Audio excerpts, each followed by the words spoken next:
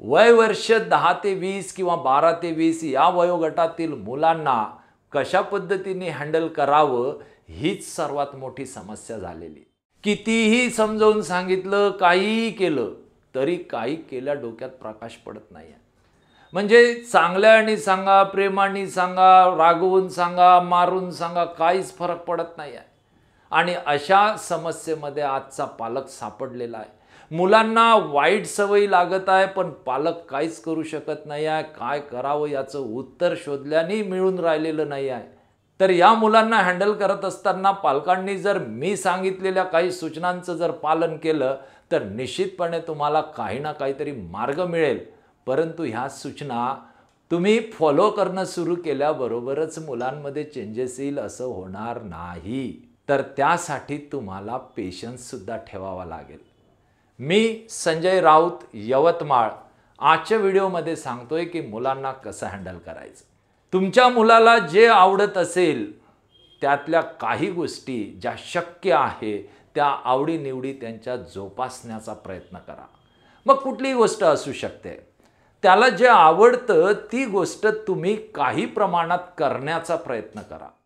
दुसरं म्हणजे की त्याला अभ्यास जर आवडत नसेल तर खूप जास्त अभ्यास त्याने केला पाहिजे यासाठी आग्रही राहू नका।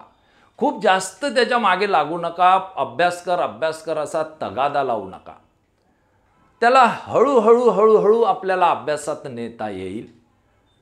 कारण तुम्ही खूप जास्त तगादा लावल्यामुळे काय होतं की तो ऐकणं सोडून देतो। ऐकणं सोडून दिलं की तुमची चिडचिड होते। तुमची चिडचिड झाली की घरातलं वातावरण खराब होऊन जातं आणि मग तो करायचं तेही करत नाही आणि तुम्हाला मग समजत नाही की आपण आता करायचं तर काय करायचं। अशा असंख्य अडचणी आहेत, त्यातली हे मी एक अडचण सांगितली। म्हणून तुम्ही लोकांनी जास्त तगादा लावू नका। त्यानंतर आणखी दुसरी गोष्ट, तुम्ही मुलं घरी असताना मोबाईल जो आहे हा वापरूच नका। फार कमी वापरा किंवा आवश्यक तेव्हाच वापरा। जनरली आजचा सीन काय आहे की घरामध्ये 5 मेंबर असतात आणि 5 जण हातामध्ये मोबाईल घेऊन बसलेले असतात, एकमेकांशी बोलतच नाही। अरे त्या मुलांना गरज आहे तुमच्या वेळेची। तुम्ही काय आणून देता, मार्केटमधून किती खरेदून देता, किती पैसे देता, किती फीस भरता याच्याशी काही घेणं देणं नाही। त्याने काहीच होणार नाही। तुम्ही त्यांना वेळ देणं हे गरजेचं आहे। त्यांच्यासोबत वेळ घालवा। वेळ घालवत असताना आपण मित्रांसोबत जसं खूप साऱ्या विषयावर चर्चा करत असतो, वेगवेगळे विषय असतात, आनंद देणाऱ्या गोष्टी असतात, तर त्या आनंद देणाऱ्या गोष्टी सांगा। गोष्टी सांगत असताना फक्त त्यांना उपदेश देत राहू नका, सल्ले देत राहू नका की बाबा रे असं करत जा, तसं करत जा, तसं करत जा। या गोष्टीचा त्यांना वीट आलेला आहे, त्यांना कंटाळा आलेला आहे। म्हणून तुम्ही मित्रांसोबत जशा गोष्टी करतात तशा गोष्टी त्यांच्यासोबत इकडले तिकडले विषय जे चांगले आहेत ते काढा, जेणेकरून ते सुद्धा एन्जॉय करायला लागतील। एकदा की ते तुमच्यामध्ये रमणं सुरू झाले की मग तुमचं ऐकायला सुद्धा लागतील। पण आपण काय करतो की फक्त त्यांना प्रवचन देत राहतो आणि त्याचा त्यांना कंटाळा येतो। मग त्यांना तर आपल्याशी बोलावंसं सुद्धा वाटत नाही आणि इथेच सगळा प्रॉब्लेम झालेला आहे। त्यानंतर त्यांच्या जीवनातल्या ज्या गोष्टी आहेत त्या त्यांना ठरवू द्या किंवा ठरवत असताना त्यांचं मत घ्या। त्यांना काय वाटतं, आपण त्यांना काहीच विचारत नाही, आपणच सगळं ठरवून टाकतो आणि आपणच सगळा रेडीमेड प्लॅन तयार करून त्याला म्हणतो की बाबा रे हा फॉलो कर, हे असं कर, ते तसं कर। तसं नाही, त्यालाही मन आहे आणि तो आता वय वर्ष 10-11 पासून स्वतःचा स्वतंत्रपणे विचार करणं सुरू झालेला आहे। आपल्या वेळचा काळ वेगळा होता, आजचा काळ वेगळा आहे। म्हणून पालकांनो, तुम्ही तुमच्या लहानपणी कसं होतं ह्या भ्रमात राहू नका किंवा त्या पद्धतीनेच तुम्ही तुमच्या मुलांना ट्रीट करू नका। आता मुलांना ट्रीट करण्यासाठी तुम्हाला हे नवीन तंत्र जे आहे हे अंमलात आणावंच लागेल, नाहीतर मुलगा तुमचं ऐकणार नाही। हे मी तुम्हाला 100% खात्रीने सांगतोय। त्यानंतर आणखी त्यांच्या सगळ्या गोष्टी ज्या आहेत त्या सहज होतील, फक्त अभ्यास सहज होत नाही। म्हणून प्लॅनिंग करताना 24 तासात त्यांनी घरी बसून कधी अभ्यास केला पाहिजे इतकंच ठरवायला सांगा आणि हे त्यालाच ठरवायला सांगा। त्यांनी ठरवलं त्याला फक्त त्या टायमिंगमध्ये आठवण द्यायची, विषय संपला. बाकीच्या वेळेला तुम्ही खुश राहा, त्यालाही खुश राहू द्या. आणि मुलांसोबत राहत असताना चिडचिड करू नका. इकडले तिकडले टेन्शन जे तुमच्यावर आहेत त्याचे पडसाद त्यांच्यावर उमटू देऊ नका. त्यांच्यासमोर कुठल्याही प्रकारचा ड्रामा होणार नाही आणि त्यांच्यासमोर वागत असताना तुमचे भांडणं होणार नाही, तुमचे वाद होणार नाही याची काळजी घ्या. तुम्ही एकमेकांशी वागत असताना सलोख्याने वागा. तुमच्यामधले जे संबंध आहेत ते प्रेमाचे असले पाहिजे, बोलणं व्यवस्थित असलं पाहिजे. कोणी एकामेकाने एकमेकाचा अपमान करायला नको. मुलांसमोर जर तुम्ही एकमेकांचा अपमान करायला लागले तर मुलं सुद्धा तुमचा मान ठेवणार नाही. मुलांसमोर वागत असताना तुम्ही एकमेकांसोबत सन्मानाने बोला. अपमानजनक बोलू नका, एकमेकांचा पान उतारा करू नका. जर तुम्ही एकमेकांचा जर अपमान केला तर मुलं सुद्धा त्या गोष्टी शिकतील आणि उद्या काही दिवसानंतर एखादी सिच्युएशन क्रिएट झाली तर मुलं तुम्हाला सुद्धा बोलताना विचार करणार नाही. कारण त्यांना माहीत असते की आईला बाबा असे बोलले होते, काही फरक पडला नव्हता, किंवा आई बाबांना अशी बोलली होती, काही फरक पडला नव्हता. तर त्यांना तर कळतच नाही तर तेही बोलून टाकतात. म्हणून तुम्ही या गोष्टींची काळजी घ्या. त्यातच मुलांना शक्यतो मोबाईल जो आहे तो देऊच नका. आणि द्यायचंही काम पडलं तर तुमच्या उपस्थितीमध्ये द्या. त्यांच्या ह्या संकल्पना स्पष्ट करा की बाबा रे, तुला 12वी पर्यंत हा पूर्ण वेळ स्वतःच्या प्रगतीसाठी, स्वतःच्या अभ्यासासाठी वापरायचा आहे आणि तोपर्यंत तू या मोबाईलपासनं फक्त दूर राहा.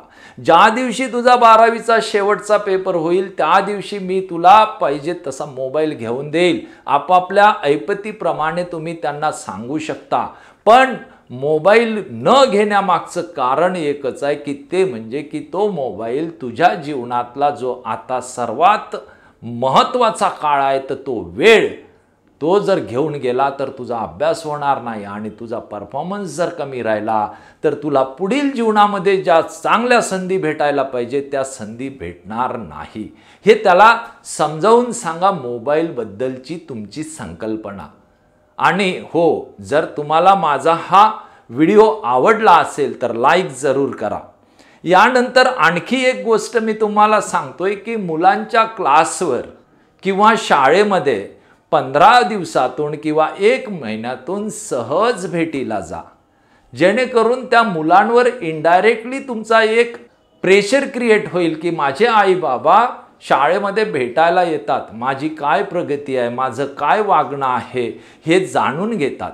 तसंच तुमच्या मुलांना ज्या विद्यार्थ्यांचे घरी फोन येतात किंवा जे शाळेतले शिक्षक सांगतात की हे ज्या मुलांसोबत राहतात ती मुलं कशी आहेत, जर तुमचा मुलगा ग्राउंडवर खेळायला जात असेल तर तो कसा आहे, जर तुमचा मुलगा ट्युशनला जात असेल तर तिथली मुलं कशी आहे, म्हणजेच तो ज्या वातावरणात जातो आहे तिथलं वातावरण कसं आहे, त्याच्यावर कोणाच्या संगतीचा परिणाम होत आहे, त्याचे मित्र कसे आहेत, हे सुद्धा पालकांना माहीत असणं फार गरजेचं आहे.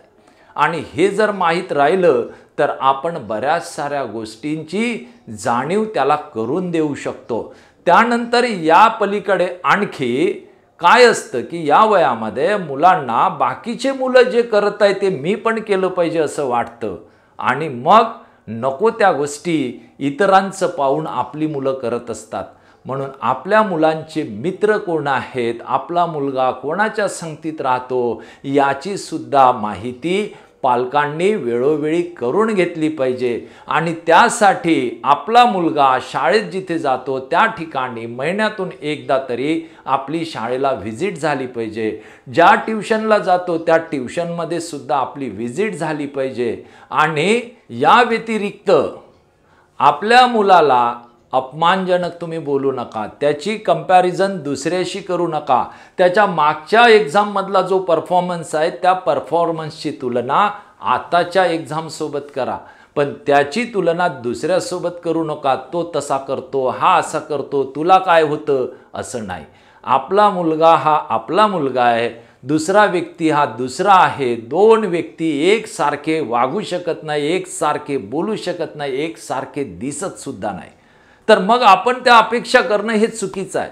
म्हणून मुलांची तुलना दुसऱ्यांसोबत करू नका, त्याची तुलना त्याच्यासोबत करा, त्याच्या पास्टमधल्या परफॉर्मन्ससोबत आणि प्रेझेंटमधल्या परफॉर्मन्ससोबत. त्याला इतरांचे उदाहरण देऊन त्याचा आत्मविश्वास कमी करू नका, तसंच त्याच्यावर चिडचिड करू नका. आणि घरात जितकी शांतता ठेवता येईल, जितकं प्रसन्न वातावरण ठेवता येईल, जितकं खेळीमेळीचं वातावरण ठेवता येईल तितकं वातावरण ठेवा. आणि तुमच्या वैयक्तिक जीवनातले जे प्रॉब्लेम्स आहेत, जे एकमेकांशी वाद आहेत, तर ते मुलं घरी नसताना सोडवण्याचा प्रयत्न करा, पण मुलांसमोर त्या गोष्टी येऊ देऊ नका. हा सर्व व्हिडिओ ऐकल्यानंतर जर तुम्हाला तुमच्या समस्येतून मार्ग मिळत नसेल तर तुम्ही काउन्सिलरकडे गेलं पाहिजे. मुलाची काउन्सिलिंग करून घेतली पाहिजे किंवा स्वतःची करून घेतली पाहिजे की नेमकं चुकत काय आहे याचा शोध घेतला पाहिजे. आणि तो शोध घेण्यासाठी काउन्सिलिंग हा एकमेव मार्ग आहे. मी सुद्धा ऑनलाईन काउन्सिलिंग करत असतो, पर्सनल काउन्सिलिंग करत असतो. जर तुम्हाला ती गोष्ट पाहिजे असल्यास तुम्ही माझ्या व्हॉट्सॲप नंबरवर मेसेज करू शकता. कॉल बिलकुल करू नका, कारण तुम्ही मला व्हॉट्सॲपवर मेसेज केल्यानंतर मी एक वेळ देईल, त्या वेळेला तुम्हाला कॉल करायचा आहे. माझा व्हॉट्सॲप नंबर आहे 9422169475.